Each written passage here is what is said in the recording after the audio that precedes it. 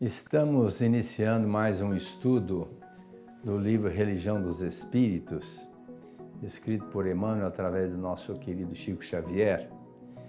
Eu e meu amigo, irmão Navarro, vamos tecer algumas considerações a respeito desse assunto. Nesse programa nosso, nós vamos analisar duas perguntas do livro dos Espíritos, que foram motivo de análise do nosso Emmanuel, que é 823 e a 55 do Livro dos Espíritos. Nessa pergunta 823, então, o Kardec pergunta aos amigos espirituais por que a necessidade que as pessoas ainda têm de se imortalizarem pelos monumentos, né? Aquele túmulo cheio de coisas que se coloca lá no cemitério. E o benfeitor vai dizer para ele que seria o último resquício do orgulho, né? A pessoa querer se imortalizar por um túmulo que isso aqui é do fulano. E a 55, Kardec perguntou para os benfeitores se existem outros mundos no espaço que são habitados. E o benfeitor vai dizer assim, lógico, você acha que só a Terra seria habitada quando é um grão de areia numa praia? Logicamente que seria até uma presunção do homem, por mais inteligente que seja, de bom senso, ele não pode advogar essa causa que só existe vida na Terra. O próprio Cristo disse, há muitas moradas na casa de meu Pai. Eu vou passar para o meu amigo Navarro já fazer as suas considerações a respeito do assunto. Meu querido doutor Aguinaldo, queridos amigos, é um prazer enorme estarmos aqui juntos novamente. Essa questão dos mausoléus, das grandes sepulturas, é ancestral em nós. Quem de nós já não viu falar, já não viu, pelo menos nas ilustrações, as pirâmides do Egito, que eram feitas tão somente para colocar, depositar o corpo já sem vida dos faraós. E pelo mundo todo a gente vê grandes construções, grandes mausoléus, tentando identificar ou deixar provado o tamanho daquele que tem os seus despojos ali. É um resquício mesmo do orgulho da natureza humana, achando que o tamanho do túmulo, o tamanho da sepultura, vai traduzir a grandeza do espírito, quando nós sabemos que não é nada disso. Mesmo porque, às vezes, e o Senhor Jesus tocou nesse ponto, né? Quando ele fala para aquele jovem, deixai os mortos sepultarem os seus mortos, né? Às vezes, a gente está vivendo aqui na Terra, mas como um morto. E querendo perpetuar, quando já não se tem mais um lastro sobre isso. Então é preciso raciocinar em termos de espíritos imortais que somos, porque aquilo que passamos aqui na Terra é tão somente um papel assumido para um planejamento reencarnatório. Então, seja um faraó, seja um rei, seja um presidente da República, um grande cientista, ou o mais mísero dos homens, somos todos espíritos em evolução. E os despojos físicos voltam, evidentemente, para a matéria que constitui o nosso planeta, incluindo aí até mesmo o perispírito, quando o espírito precisa deixar o planeta. Então, qual é a mensagem que nós deveríamos deixar para o mundo a respeito a partir do nosso voltar para o mundo espiritual? Um lastro de moralidade, um lastro de progresso produzido para a humanidade, para deixarmos de ser mortos aqui na Terra. Porque a gente deixa de produzir muitas coisas em vários campos, né? Por conta dessa ou daquela ideia religiosa, por conta dessa ou daquela ideia menos feliz, ou por conta mesmo daquilo que a gente acha que é cerceado em nós. Enfim, a gente não tem vida e vida em abundância, como propõe Jesus para nós outros. Então, a ideia de manter um túmulo bastante deslumbrante, vamos dizer assim, seria no sentido de perpetuar, às vezes, uma afeição, mas que não significa nada, porque são coisas materiais que haverão de ser destruídas também com o tempo. Precisamos pensar nesse sentido. O Emmanuel, como sempre, ele tira água de pedra. No meu ponto de vista, ele consegue fazer umas coisas que é complicado até para a gente entender, mas ele começa fazendo uma oração, porque o título da mensagem é Oração pelos Mortos, né? E ele começa a fazer uma oração: olha, Senhor Jesus, eu queria orar pelos mortos-vivos, ou seja, aqueles que morreram e continuam vivos. Mas eu quero também orar, Senhor, pelos vivos mortos. Ele já inverteu o papel, né? Já colocou nós aqui como mortos também, né? Como o Navarro já colocou. E ele vai analisando essas mortes aqui, porque às vezes a gente quer se imortalizar no plano espiritual com atitudes infelizes aqui. Como é que nós vamos ser imortalizados? Vai ser esquecido rapidinho, né? Então ele fala das pessoas que vivem em lugares suntuosíssimos, né? Mas que às vezes não se dedica ao trabalho, exatamente pela condição financeira. Está lá numa casa luxuosíssima, mas não trabalha, não produz. Ele fala de outras criaturas que se dedicam a buscar títulos, né? Quer honorificar o nome, mas não faz nada que possa trazer benefício para a humanidade. E ele vai declinando outras situações de pessoas que estão lá na cadeia, por exemplo, depois cultivando o sentimento, o arrependimento das obras mortas. Ele fala de criaturas que vivem, ele orando, pedindo a Jesus que abençoasse essas criaturas que estão mortas no hospital, muitas das vezes lá numa soledade, numa solidão muito grande. Criaturas que estão no manicômio, que às vezes não cuidou da mente e ficou totalmente desestruturado, está lá no manicômio. Pessoas que entram no desespero e acabam se matando. Aquelas criaturas que ainda estão tão ligadas com os parentes e que ficam sofrendo à borda do túmulo. E ele vai declinando todas essas situações em que a pessoa poderia ter utilizado aquele cargo, aquela condição que lhe foi permitida aqui na Terra e, no entanto, acaba morrendo, matando o próprio espírito. E ele declina lá uma situação em que ele diz assim: a criatura às vezes está morta na sovinice, enclausurada num caixão de ouro. Quer dizer, então às vezes a pessoa fica presa no dinheiro, não é capaz de doar nada e acaba enclausurada. Porque é interessante a gente dizer que quando a pessoa desencarna, realmente fica enclausurada aqui mesmo, naquele caixão de ouro que ele criou. Ele não consegue desvincular-se do plano terrestre para ir para o mundo espiritual e dar continuidade à sua vida como ser imortal. Não, ele fica preso aqui. Então, continua, entre aspas, morto, vivo.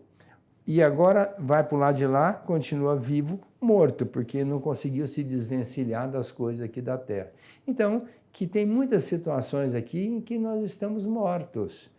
Embora a gente fale assim, não, eu estou vivo. Sim, você está vivo porque está respirando, está alimentando, está usando aí de todas as prioridades do corpo humano para você manter a vida física, mas espiritualmente, mais morto impossível, você não tem feito nada, vive apenas passando pela vida, como diz o Emmanuel. A pessoa que passa pela vida e não sofreu é um desertor, passou pela vida, mas não viveu.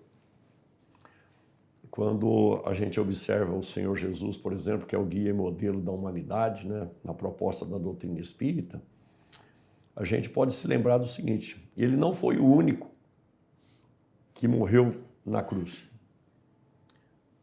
E por que só ele é lembrado?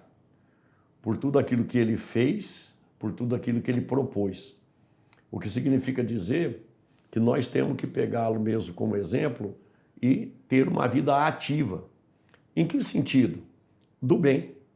Porque nós viemos para esse mundo para renovar os nossos espíritos no campo do bem, porque é o campo do bem que vai dar o progresso moral, o progresso espiritual que nós todos haveremos um dia de concretizar. para atingirmos a perfeição na proposta dos Espíritos, utilizando-nos do desenvolvimento intelecto-moral, nós precisamos agir. Então, vivenciar todas as situações da vida vinculados ao amor de Deus que nos concede a oportunidade do crescimento, mas fazer por onde também esse crescimento nosso ser útil para o crescimento alheio. Senão estaremos mortos no nosso orgulho, na nossa vaidade e no nosso egoísmo. E é preciso prestar atenção nisso. Qual é o cenário do mundo depois da nossa partida dele? O que é que restará?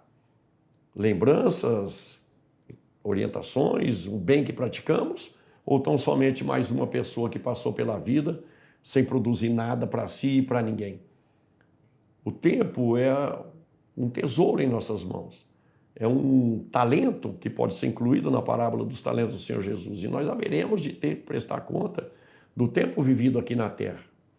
É tão importante vivermos na Terra, meus amigos, que a gente comemora cada aniversário, sabendo que é mais curta a nossa vida para frente, a cada aniversário. Mas por que nós comemoramos? Porque conseguimos ficar mais um ano aqui. Tomara que esse mais um ano seja útil, produtivo, para que a gente realmente comemore quando voltarmos ao mundo dos espíritos, né, com a realidade viva do espírito, o serviço bem feito aqui na Terra. Então, é preciso prestar atenção naquilo que está nos envolvendo, onde podemos interferir positivamente, quem nós estamos ajudando, porque no encadeamento do progresso dos espíritos, nós somos ajudados por aqueles que estão à nossa frente e nós temos que ajudar naturalmente aqueles que estão atrás de nós. É preciso pensar nisso com muita lucidez para que a gente não perca o ponto da nossa reencarnação aqui na Terra. Bom, lembrando que quando a gente faz o aniversário, a gente coloca uma velhinha no bolo, não é? E normalmente é retratando o número de anos que nós vivemos. Por que se coloca a velhinha no bolo? É que aquela velhinha significa uma luz. Então, cada ano vivido é uma luz que nós internalizamos em nosso espírito. Então, que bom que a gente viva longamente e tenha muitos anos-luzes, né? Clarificando o nosso espírito para que a gente desencarne melhor. Quando a gente desencarna, a gente tem que fazer uma avaliação para saber como é que nós estamos desencarnando. Analisando como a família pensa a nosso respeito, como os nossos parentes mais distantes pensam, os nossos companheiros de trabalho, porque se essas criaturas realmente sentiram a nossa ausência, nós fizemos alguma coisa. Agora, se desencarnar e todo mundo esquecer de nós, eu acho que é melhor a gente reencarnar rápido para recomeçar mais depressa, né? Agora, em se tratando de oração, o Kardec perguntou se os espíritos se sensibilizam com as nossas orações. Acho que sim, quando a gente desencarna, a gente não perde o vínculo com quem fica aqui. E quando a gente é lembrado, principalmente nas orações, é muito gratificante para o espírito. Agora, para a gente orar para os desencarnados, os mortos vivos, como diz Emmanuel, não precisa ir ao túmulo. Porque às vezes, eu criou o túmulo porque eu vou lá no túmulo dele orar. Não precisa. Basta ficar em casa, elevar, porque preste o pensamento, né?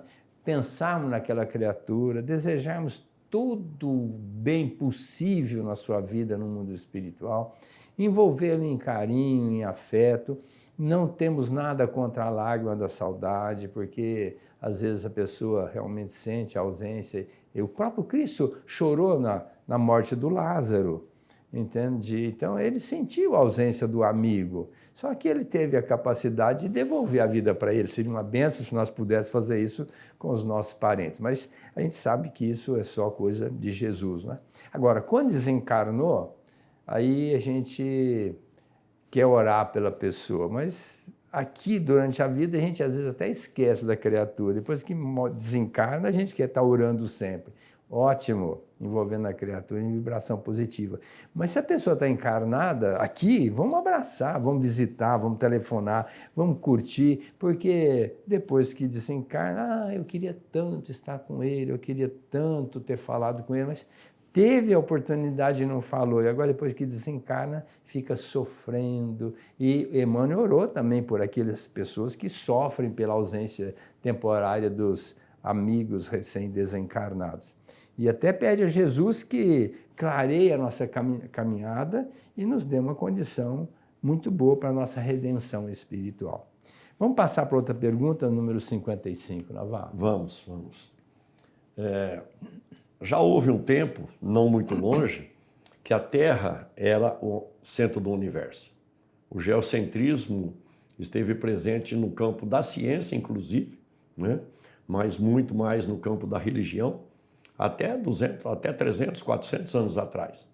E quem falava que a Terra não era o centro do universo foi perseguido, foi queimado em fogueira. Ou seja, a nossa ignorância a respeito da posição da nossa Terra, ela vem sendo diluída com o avanço da ciência. E hoje não só nós sabemos, qualquer criança na escola hoje já sabe, que a Terra não só não é o centro do universo, quanto não é sequer o maior planeta em torno do nosso Sol, que não é também nada mais, nada menos do que um grãozinho de areia luminoso nesse universo. Então nós sabemos hoje que o nosso Sol carrega consigo os seus planetas, mas ele também gira em torno de um outro grande astro na sua galáxia. Essa galáxia tem milhões e milhões e milhões de planetas, de outros sóis, e para que seria construído tudo isso, sendo que a gente nem tinha condições de conhecer? E ainda hoje não conhecemos tudo. Então é um pretenso orgulho nosso achar que nós, na Terra, somos o único planeta com vida inteligente. Matematicamente, os cientistas dizem isso, não é cabível mais, porque até mesmo pela lei das probabilidades, tem que haver planetas com vida e talvez não necessariamente igualzinha à nossa, mas com vida inteligente, com certeza. Então já é muito propalado a ideia de que existe vida, só é uma questão de encontrá-las. E a doutrina espírita, há 157, há 160 anos atrás, vem dizer isso para nós, que todos os globos são habitados. E nós, evidentemente, já tivemos oportunidade de migrar de um desses para cá ou daqui migraremos para outro, porque os planetas são como escolas, onde os espíritos são colocados de acordo com a sua natureza momentânea, as suas possibilidades de aprendizado.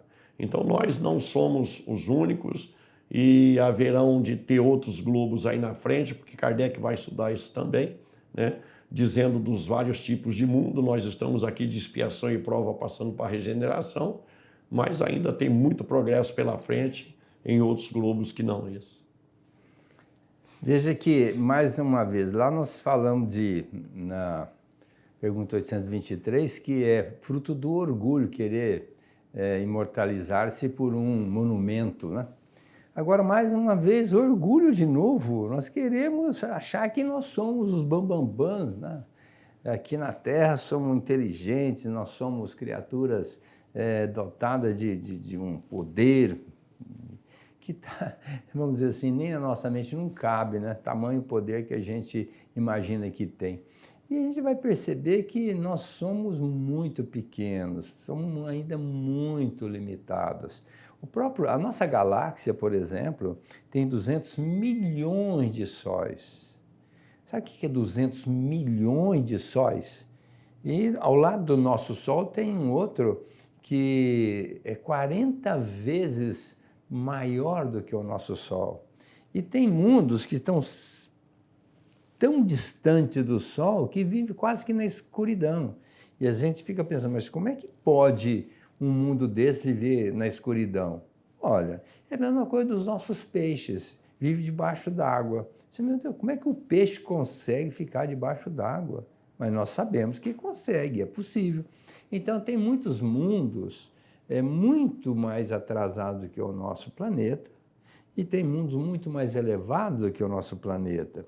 E o Emmanuel fala que tem os mundos berço, tem o mundo universidade, tem o mundo de prisão, tem o mundo escola, o mundo hospital, quer dizer, tem muitos, os mais variados possíveis que são utilizados de acordo com a necessidade de algumas criaturas.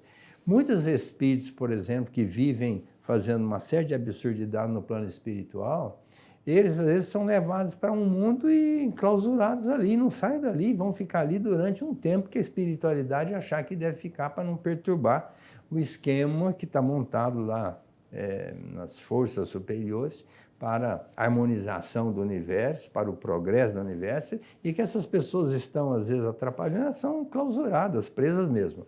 Então, tem muitos mundos, mundos de experiência, como esse nosso mundo hoje, que é um mundo de experiência, que a gente está aqui para crescer, progredir, melhorar com o nosso sentimento e o nosso intelecto.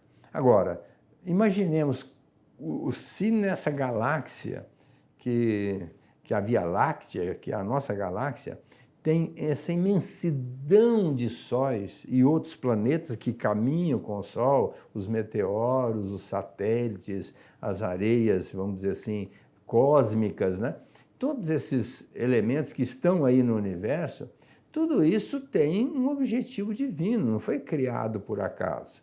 E o céu, vamos dizer, seria um universo global, e a gente sabe que tem milhões de universos. Esse nosso é um pequeno universo, então tem milhões de universos.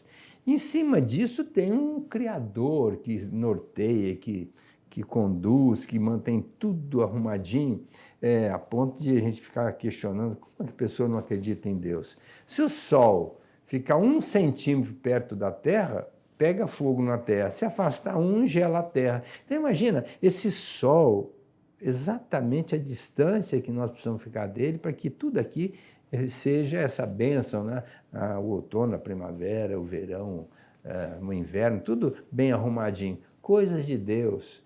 E agora nós vamos dizer assim, não, só existe vida na Terra, não tem vida em outros planetas, outros mundos, né? No espaço. Acho que tem. E precisamos nos lembrar da palavra do Senhor Jesus, né? Quando ele diz que há muitas moradas na casa de meu Pai. Se assim não fosse, eu já vos teria dito, e eu vou preparar-vos o lugar. Então o Senhor Jesus está mostrando claramente no Evangelho para nós a existência de outras tantas moradas perdidas no infinito desse universo que nós nem sequer conhecemos o tamanho. E ele não tem fim. Os próprios Espíritos nos falam, imagine-se no fim do universo, e o que teria depois? Continuidade do universo. Então o Senhor Jesus está falando que existem outras moradas na casa do Pai que vão servir para a evolução dos espíritos. O evangelista João, no seu primeiro capítulo do seu evangelho, vai dizer que todas as coisas que aqui existem, incluindo o planeta, foram feitas pelo Senhor Jesus. Ora, Emmanuel vai trazer para nós no magistral livro A Caminho da Luz a forma como isso se deu.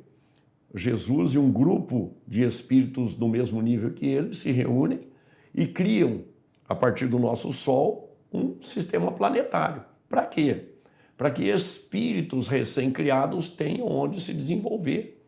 Porque nós, enquanto espíritos, precisamos passar pelas vicissitudes da matéria, segundo propõe a questão 132 do Livro dos Espíritos. Ou seja, os mundos físicos são construídos para a evolução dos espíritos.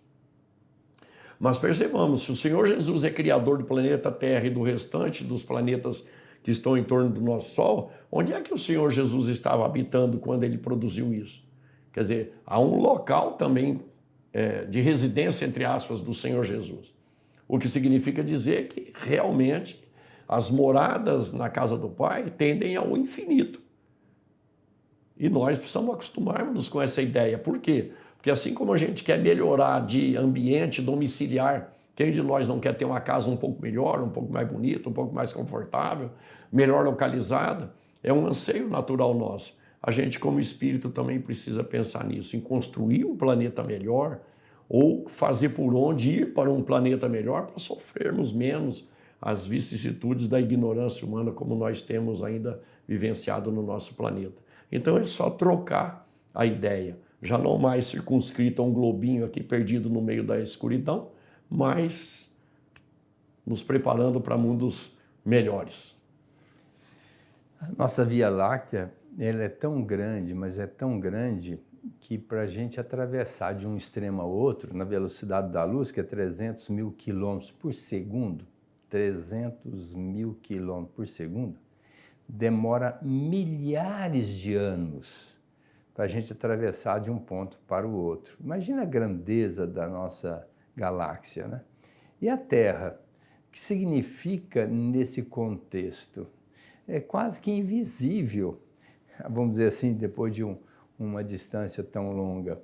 E a gente às vezes tem essa presunção de achar que o nosso mundo é fantástico, maravilhoso. Sim, é fantástico, maravilhoso para o nosso nível de evolução, que não nos é possível ainda entender quase nada acima desse mundo que nós estamos vivendo. Mas uma coisa é certa, nós temos que valorizar o planeta. Não podemos desmerecê-lo, porque a nossa casa, graças ao Pai, a Jesus, nos concedeu esse planeta lindo, maravilhoso, para nós ficarmos aqui albergados durante um tempo, para a gente crescer. Por isso que a gente precisa zelar pela paz do nosso planeta, zelar pela paz do nosso país, pela nossa comunidade, pela nossa paz familiar, pela nossa paz interior, para a gente poder um dia ter mérito de voltar aqui na Terra, em épocas futuras, conforme diz Jesus, bem-aventurados os mansos, porque eles herdarão a Terra. Então, se nós tivermos esse mérito, ótimo, senão nós vamos ter que ir para um mundinho de acordo com a nossa condição evolutiva. E hoje, diz o Paulo, é o dia da gente buscar essa conquista aderindo à proposta do Cristo. Finalizando o nosso programa, um grande abraço a todos e até a semana que vem, com mais um estudo à luz do Evangelho, do livro Religião dos Espíritos.